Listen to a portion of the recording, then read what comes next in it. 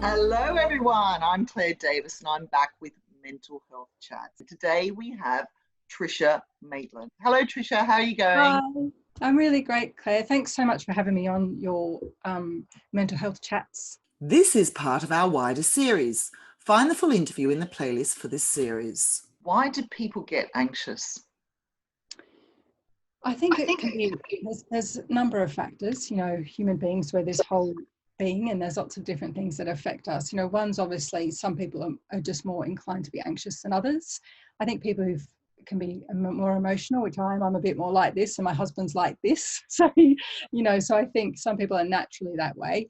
I think also it's about, the things that happen to us in our lives. So certain life issues, things that happen to us could be more stressful than others if we're going through a difficult time, people passing away, losing jobs, changing relationships. There's lots of different, reasons why that could also be the case. Also, it could be something that we've learnt. So if a parent or someone behaves in that way, we see that as a normal way of going about life. So there's lots of different reasons why we can be anxious. In terms of why we get anxious, so when we think about it from a neuroscience perspective, although we have one brain, we have two minds.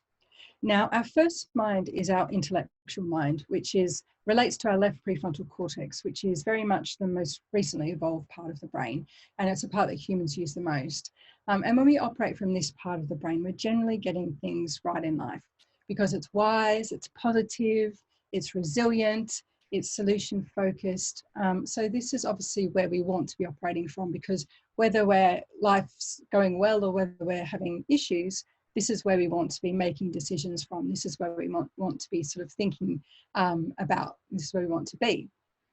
But there's also this other part of our brain, this other mind that we have called our primitive mind. And as the name implies, it's a much older part of our brain. And this is, our limbic system. And it's where our fight, flight or freeze response originates from. And so this part of our brain, it's necessary. It did its job back in the day as well. It's there for our survival. But the trouble is when we spend too much time in this part of our brain, it's always negative. It's obsessive. So there's always obsessive thoughts or behaviors. It's vigilant because it's always looking for dangers. And it's not an intellect, so it's not smart. So it very much does the same thing over and over again. So what happens? So our primitive mind's there for our survival. If we come across that wild tiger in the jungle that wants to eat us, or if we come across that enemy tribesman that wants to steal our food, we want to go into that fight, flight or response so that we can get stronger, so that we can get faster, so that we can run away or hide or fight the stressor that's coming for us. But the trouble is it operates just the same in our modern lives.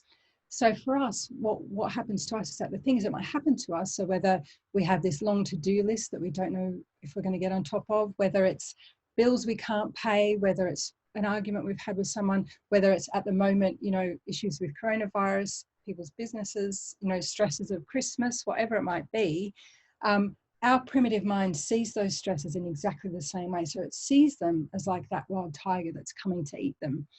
And what that means is that our cortisol and stress levels go up. We move into our primitive mind much more. We go into that fight, flight or freeze response, but we can't run away from those stresses. We still have bills to pay. We still have the to-do list. We still have that person we've had a fight with that we want to, still need to talk to. And so for us, over a period of time, that fight, flight or freeze response translates to anger, anxiety or depression, or a combination of all three. And like I said, it doesn't have to be an overnight thing. This can be over days, weeks, months, years.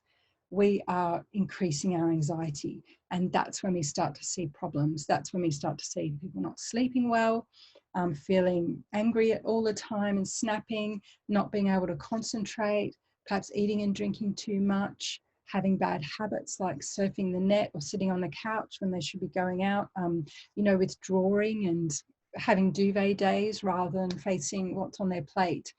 So it can manifest, phobias that could develop overnight. It can manifest in lots of different ways. And that's obviously when people come and see me. But as I said, it could be building up over a long period of time and people don't realize it because they get used to it until it reaches crisis point. Thank you very much for joining us. Thank you for all your tips.